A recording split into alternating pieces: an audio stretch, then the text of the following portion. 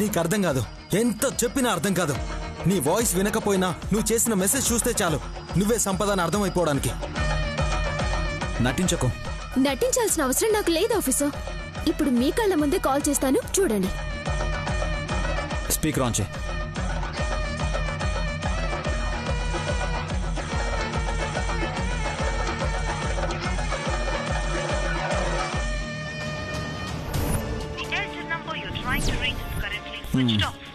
Expect చేశాను. నా voice వినింది కదా, ఇప్పుడు స్విచ్ ఆఫ్ చేసుకుంది. నువ్వు మారో కళ్యాణి. ఛా! అయ్యో ఆఫీసర్, నేను చెప్పేది నిజం.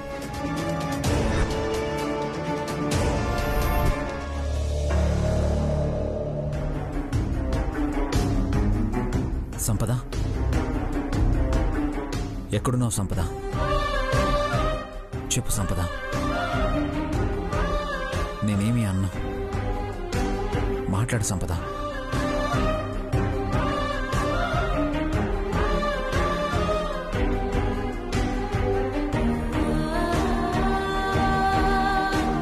ఏ పనైనా చేసే ముందు కొంచెం వెనక ముందు ఆలోచించాం. నువ్వు ఎమోషన్స్ని కంట్రోల్ చేసుకోవాలి శామ్. ఇలా ఎప్పటి వరకు సిద్ధు? మనం లైఫ్లో సెటిల్ అయ్యేంత వరకు. నువ్వు పెద్ద హీరోయిన్, నేను పెద్ద డైరెక్టర్ అయ్యేంత వరకు. అలా అవుతామనే నమ్మకం నాకు రోజు రోజుకి పోతుంది సిద్ధు. ఎందుకని? సినిమా స్టార్ట్ అవ్వాలి అంటే మనం డైరెక్టర్కి అమౌంట్ చూపించాలి, మన మూవీ సెట్స్ మీదకి వెళ్ళాలి. ఇవన్నీ జరగాలంటే ₹1,00,00,000 మన చేతుల్లో 2 రోజుల్లో ఉండాలి. నా ఆలోచన కూడా అదే శామ్. అసలు ఆ రోజు కట్నం కింద నాకు ఇస్తానన్న 1,00,00,000 మన దగ్గర ఉండుంటే అసలు మనకి ఈ రోజు కష్టాలు ఉండేవి కావు. ఆ కళ్యాణి బ్యాగులు మార్చి మనల్ని పెద్ద దెబ్బ కొట్టింది. జరిగింది కాదు సిద్ధు, ఇప్పుడు మనం చేయాల్సింది ఆలోచించు.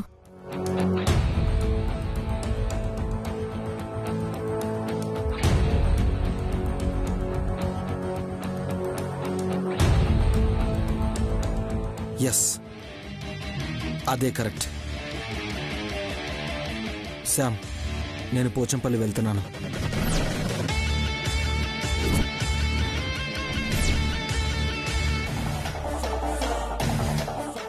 ఎందుకు సిద్ధు? శౌర్య చూస్తే? శౌర్య కంటపడేలోపు ఆ ఇంట్లో దూరి ₹1,00,00,000 డబ్బుని దొరికిన కాడికి శివపార్వతి అత్తయ్య గదిలో బంగారాన్ని తీసుకుని వచ్చేస్తాను. చాలా రిస్క్ సిద్ధు. తప్పదు. ఇప్పుడే వెళ్ళి రేపు ఉదయానికి ఇక్కడ ఉంటాను. ఎల్లుండి అండమాన్ వెళ్తున్నాం. సిద్ధు, ఎలా వెళ్తావు, ఎలా వస్తావు? ఇప్పుడు టైం 9:30 అవుతుంది. హైదరాబాద్కి 11:30కి లాస్ట్ ఫ్లైట్ ఉంది. 1కి ఎయిర్పోర్ట్లో ల్యాండ్ అవుతాను. ఎయిర్పోర్ట్ నుంచి పోచంపల్లికి 2 hours. అంటే మ్యాక్స్ 3కి దొంగతనం కంప్లీట్ చేసుకుని రిటర్న్ అవుతూ ఉంటాను. ఏం జరిగినా రాత్రిపూట జరగాలి శామ్. సిద్ధు, నేను వస్తాను. నువ్వా? అవును సిద్ధు, ఇక్కడ ఒక్కదాన్ని ఉండాలంటే నాకు చాలా భయం. అసలే పోలీసులు వెతుకుతున్నారు. నీతో వస్తే కుదిరితే బాబుని చూడొచ్చు కదా. నువ్వు చూస్తూ ఉండిపోతే మనం రిస్క్లో పడతాం శామ్. లేదు, అలా చేయను సిద్ధు, ప్లీజ్. నేను వస్తాను. ఓకే, వెళ్దాం.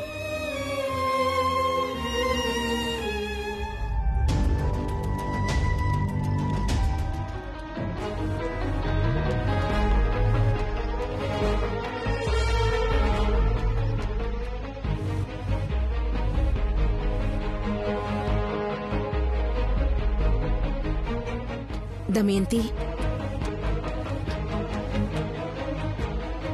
పెళ్లిలో అమ్మాయికి కట్న కానుకలు ఇవ్వడం అనాదిగా వస్తూనే ఉంది. అనుకోకుండా జరగడం వల్ల ఆ ఆలోచన రాలేదు. ఎలా జరిగినా ఇవ్వడం అయితే రివాజ్ కదా. అంటే మీకే వదినా ఈ నగలు డబ్బు మనస్ఫూర్తిగా అత్తయ్య గారు మీకిచ్చి రమ్మన్నారు.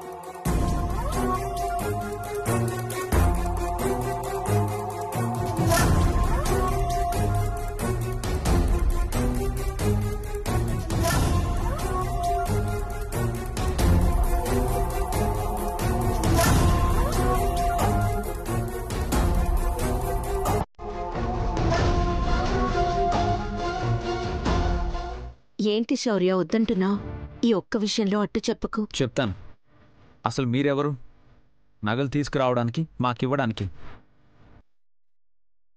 శౌర్య, అలా మాట్లాడకూడదురా. నువ్వు ఉండమ్మా.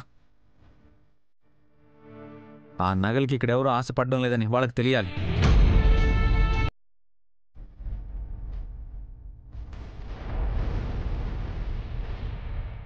అవును దమయంతి, తీసుకోవడం కరెక్ట్ కాదు. ఏమీ అనుకోవద్దమ్మా, ఈ ఒక్క విషయంలో నీతో ఏకీభవించలేకపోతున్నాను. కాదు అనరనే నమ్మకంతో వచ్చాం. తెలిసింది కదా అనుపమ్మ గారు, అటు కాకి ఇటు వాలకూడదని. ఇప్పుడు మళ్ళీ నమ్మకం వచ్చిందనుకుంటా. తీసుకెళ్ళండి. లేదు శౌర్య, గొడవ పెంచడానికి వచ్చారా? తీసుకోకపోతే నా మీదొట్టే.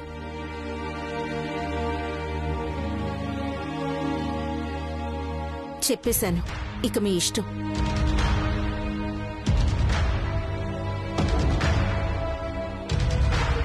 తీసుకుంటారు కదా? తీసుకో దమయంతి. ఇవ్వనుపమా, ఆగండి.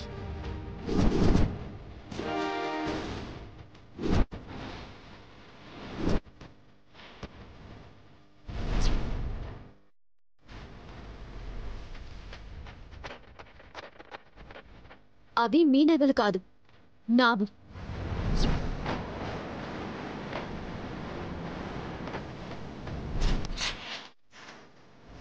అంటే ఇప్పుడు ఏమంటావే? అవి కావాలి అంటే అత్తయ్య, నువ్వు నా చెప్పు చేతల్లో ఉండాలి.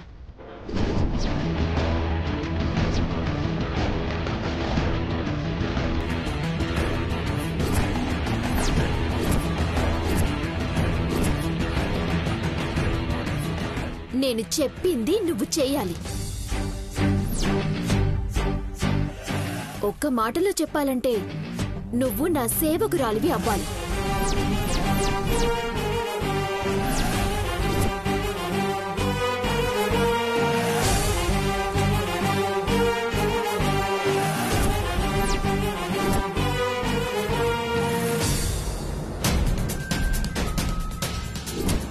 ఏంటి? అవుతాను అంటే ఇస్తాను. అవుతావా సేవకురాలివి? కళ్యాణి, తీసుకోవాలి అంటే నేను చెప్పిన దానికి ఒప్పుకోవాలి. తీసుకోకపోతే నా మీదొట్టే. ఒప్పుకుంటేనే. నా మీదొట్టే. ఒప్పుకుంటేనే. తీసుకోకపోతే ఒట్టే. ఒప్పుకుంటేనే. తీసుకోకపోతే ఒట్టే. ఒప్పుకుంటేనే. తీసుకోకపోతే ఒట్టే.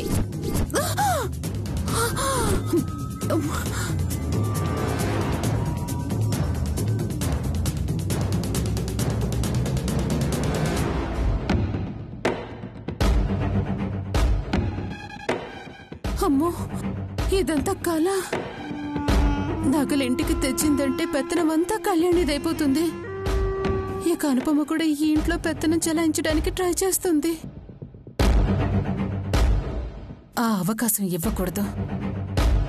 ఈ ఇంటికి ఆ నగలు అస్సలు తీసుకురాకూడదు. అయినా తల్లిది కూతురుకొచ్చేది, దాంట్లో మనకెందుకు ఇస్తారు? కళ్యాణి అస్సలు ఇవ్వదు. కానీ వదులుకోలేను. ఏం చేయాలి?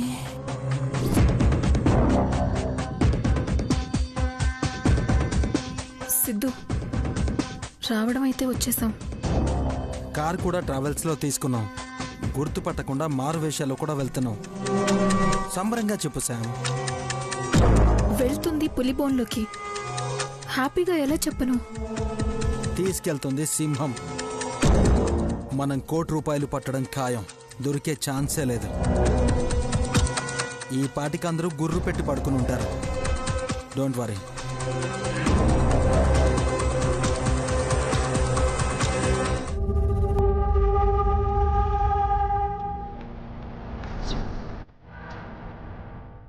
ఆ నగల్ని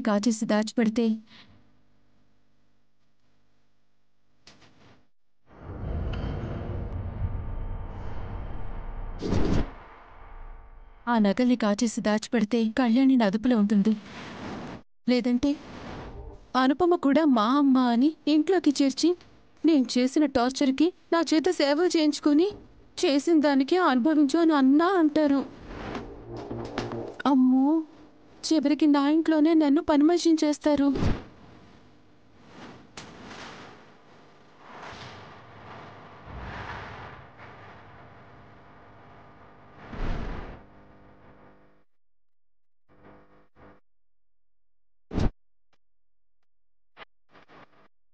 అమ్మో, అలా జరగకూడదంటే ఆ నగల్ని నేను దొంగతనం చేయాలి.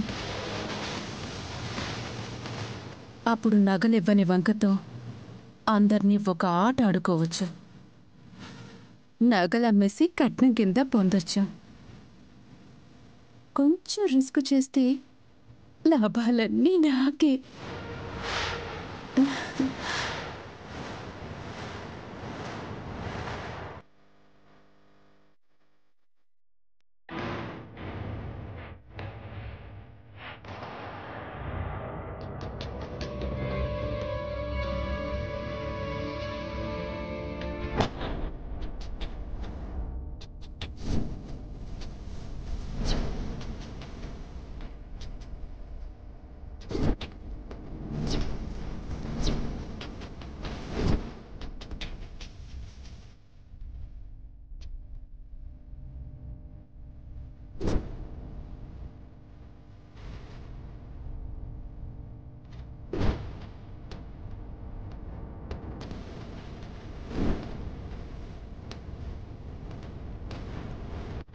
ఈ నెంబర్ ఎవరిది?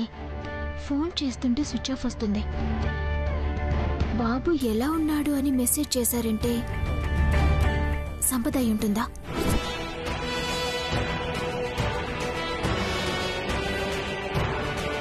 చూద్దాం, సెల్ ఆన్ చేసినప్పుడు చూస్తుందేమో.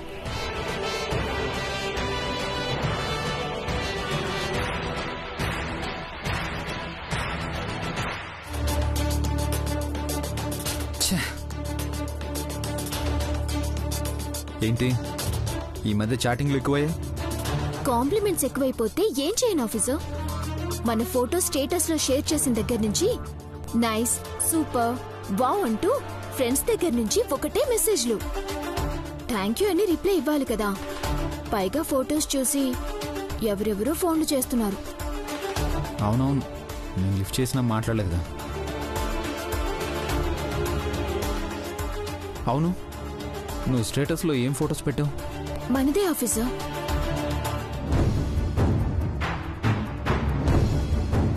ఒక నిమిషం ఫోన్ ఇవ్వు. ఇవ్వు.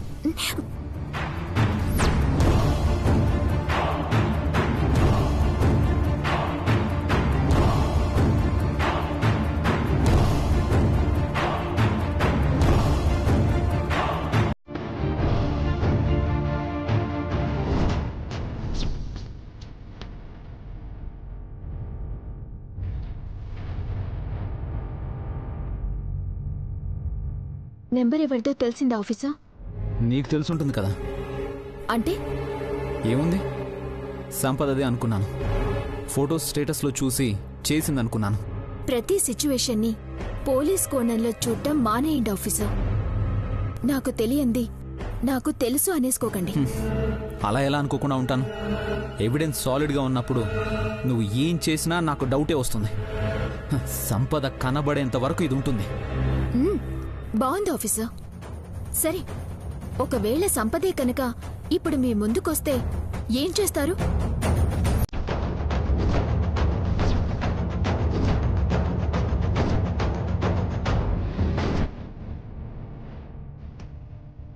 చెప్పండి ఆఫీసర్, ఏం చేస్తారు? నేనేం చేస్తానో మాటలకు కూడా అందదు.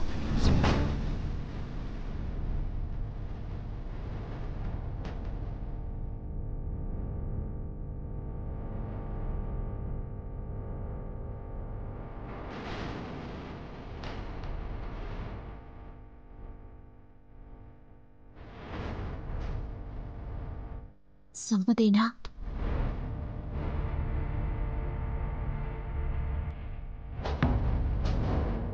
జస్ట్ 40 minutesలో మనం పోచంపల్లి రీచ్ అయిపోతాం. పని ఫినిష్ చేసుకుని ఎగ్జాక్ట్గా 2 hours మనం మళ్ళీ రిటర్న్ అవ్వాలి. బీ కేర్ఫుల్ సంపద. అలాగే సిద్ధు.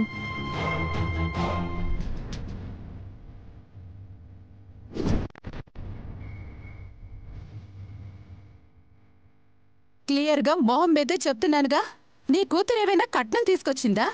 అసలు కళ్యాణి చేసిన దానికి ఇంట్లోనే పెట్టుకోకూడదు. నేనింకా మంచిదాన్ని కాబట్టి ఉంచాను. పైగా దొండిగా తిండి పెడుతున్నాను. ఇస్తున్న వాళ్ళకి లేని బాధ నీకేంటి? అయినా మా అమ్మ మాట తప్పదులే. నగలన్నీ నా ఇంటికే రావాలి. కళ్యాణి జీవితం అనుపమ జీవితంలో అవ్వకూడదు. అనుపమ ఎన్ని బాధలు అవమానాలు అయినా భరిస్తూ వస్తుంది. కానీ కళ్యాణి చిన్నపిల్ల. ఈ వయసులోనే దానికి ఇన్ని కష్టాలు వస్తున్నాయి. అవన్నీ దూరం అయిపోవాలి.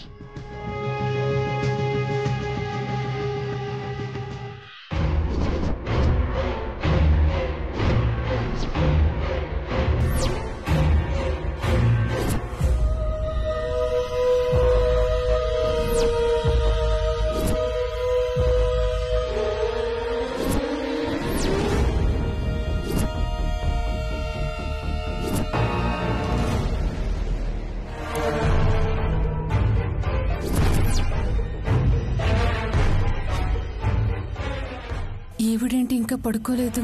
టైం 12 దాటింది. అంత దీర్ఘంగా దేని గురించి ఆలోచిస్తుంది?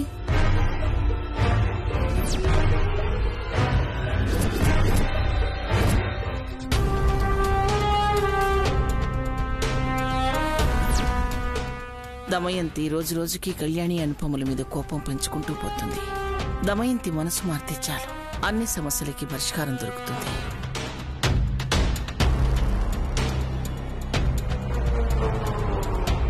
ఈ స్త్రీధనం ఇస్తేనైనా దమయంతి మనసు మారుతుందేమో. ఈవిడ త్వరగా పడుకుంటే ఆ దొంగతనం ఏదో చేసి నేను పడుకుంటాను కదా. ఇప్పటికే బిర్యానీ తిని బాగా నిద్రొస్తుంది.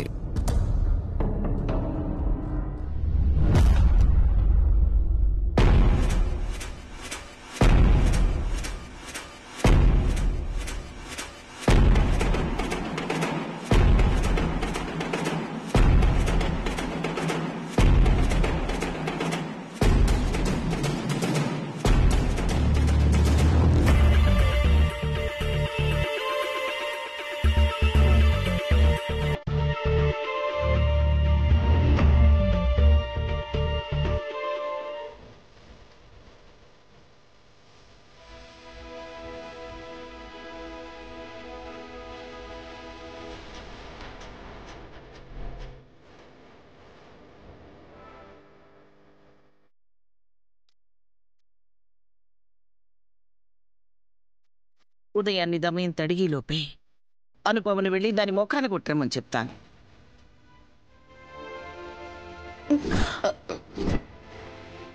దమయంతి నిద్రపోకి. ఆవిడ పడుకోగానే నువ్వు దొంగతనం చెయ్యాలి. ఇప్పుడు నిద్ర ఆపకుంటే రేపటి నుండి నువ్వు సుఖంగా ఆనందంగా నిద్రపోవచ్చు.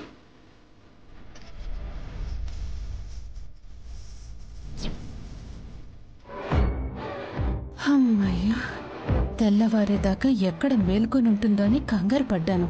15 నిమిషాలు ఆగితే గాఢ నిద్రలోకి పోతుంది.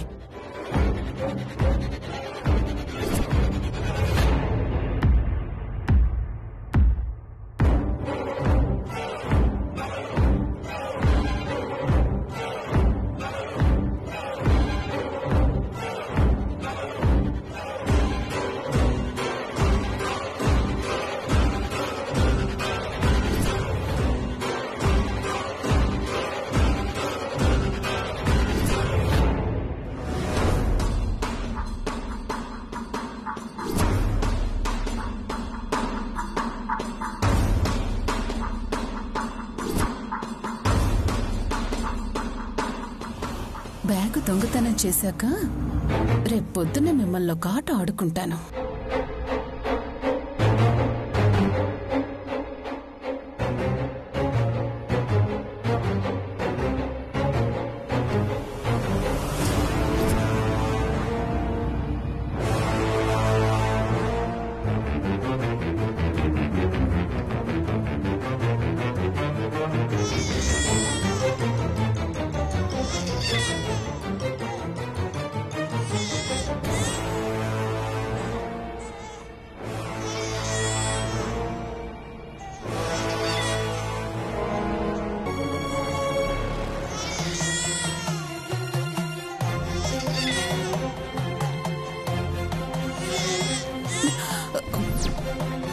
అయ్యో ఏమైంది నాన్న, ఎందుకు ఏడుస్తున్నావు?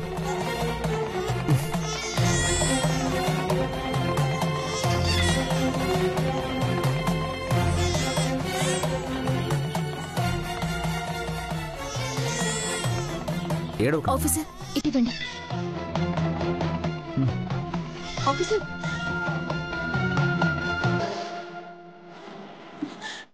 వీడొకడు కరెక్ట్ టైంలో ఏడుస్తూ ఉంటాడు.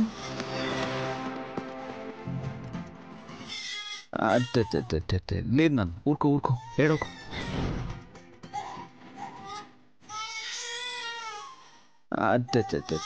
లేదు నాన్న, ఊరుకో ఊరుకో. ఆఫీసర్ ఇటువంటి